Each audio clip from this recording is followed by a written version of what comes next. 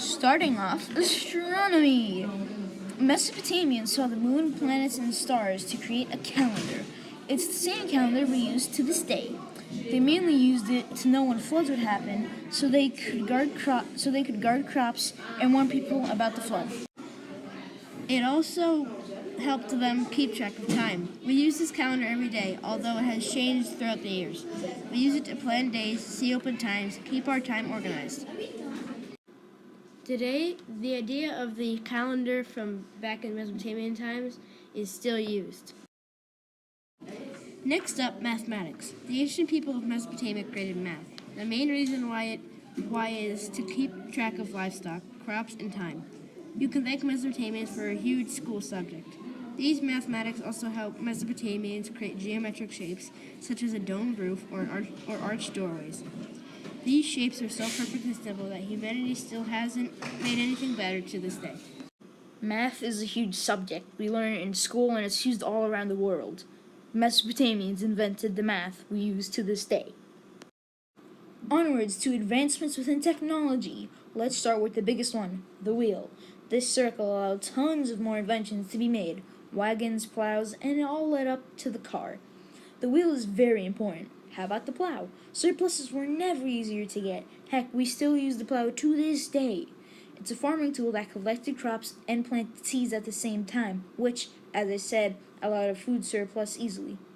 And surplus food meant trading more, which meant more supplies and resources.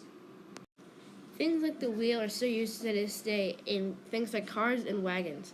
They're even used in the present plow.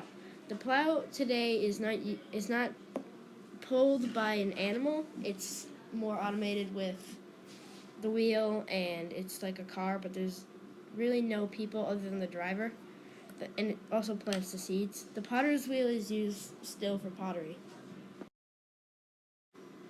Another invention is cuneiform, one of the first written languages. Cuneiform also included numbers and symbols that were used with the before-mentioned math. Cuneiform was pretty much the earliest ever written language, so it's influential on all of written language as a whole, because without cuneiform we wouldn't have things like written down language, because it was the first one. Let's slide on to farming. The two great rivers bordering Mesopotamia, the Euphrates and Tigris, provided plenty of great things, but water for farming is important. Sometimes the river overflowed, so there was too much water for the plants. To combat this, farmers made small trenches called levees that spread the water further through the land, so they could plant more and stop the water from overflowing. This system with the levees is called irrigation. Mesopotamians first created irrigation. Nowadays, the irrigation that we have doesn't come from rivers. We use water through pipes to sprinklers in most public or industrial farms. Time to build to geometry. Mesopotamians made very simple, quite nice shapes for their buildings, as mentioned earlier, the domed roof and arched doorways. But the people of Mesopotamia know how to make a nice, big, beautiful building, a ziggurat. 3 staircases, huge ones, leading to a small room showing that it's a holy place. Then another staircase leading to where people worship. They thought their god lived there. That's quite a cool building, isn't it? Geometry is in a lot of places, like cardboard boxes, shelves, rectangles. Freaking water bottles are cylinders. Most buildings are just cubes or rectangular prisms. Geometry is in a lot of places, is what I'm trying to say. We're going to build a wall for architecture. Most, if not all, buildings were made from mud bricks. They're made from mud shaped into bricks and then dried in the sun to harden.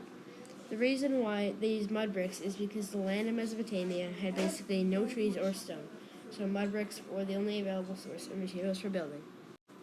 Obviously, architecture is used in the present day with building any building, really. Like, even the one that I'm recording this in is an architectural masterpiece.